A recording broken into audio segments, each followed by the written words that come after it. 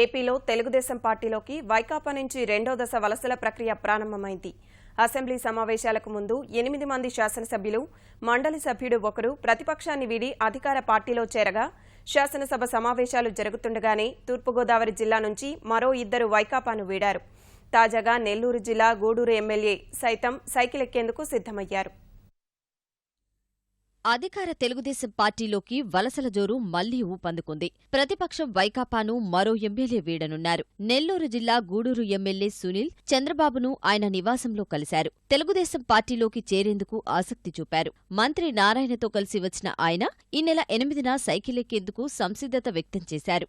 నియోజకవర్గ పరిస్థితితో పాటు వైకాపాలో తాను ఎదుర్కొన్న ఇబ్బందుల గురించి ముఖ్యమంత్రికి సునీల్ వివరించారు. రాష్ట్రాభివృద్ధిలో భాగస్వామ్యుణ్ణి అయ్యేందుకే తెలుగుదేశంలోకి చేరుతున్నట్లు ఆయన చంద్రబాబుకు తెలిపారు. ఇందుకు ముఖ్యమంత్రి కూడా సానుకూలంగా స్పందించారు. బుధవారం నియోజకవర్గంలో కార్యకర్తల సమావేశం నిర్వహించి తెలుగుదేశం పార్టీలో చేరే విషయంపై అధికారికంగా ప్రకటన చేయనున్నారు. సునీల్తో పాటు మరో 2 జెడ్పీటీసీ సభ్యులు సైతం తెలుగుదేశంలో చేరనున్నారు.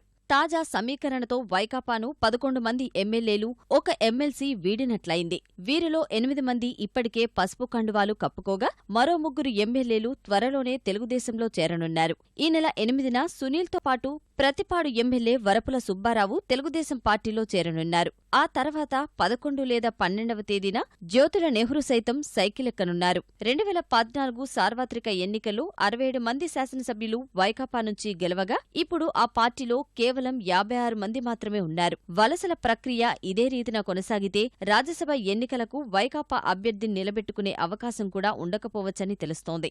ఉత్తరాంధ్ర నుంచి త్వరలోనే కొందరు వైకాపాను వీడనున్నారని తెలుగుదేశం పార్టీ రాష్ట్ర అధ్యక్షుడు కళా వెంకట్రావు స్పష్టం చేయగా, రాయలసీమ నుంచి చేరికలు ఉంటాయని తెలుగుదేశం వర్గాలు చెబుతున్నాయి.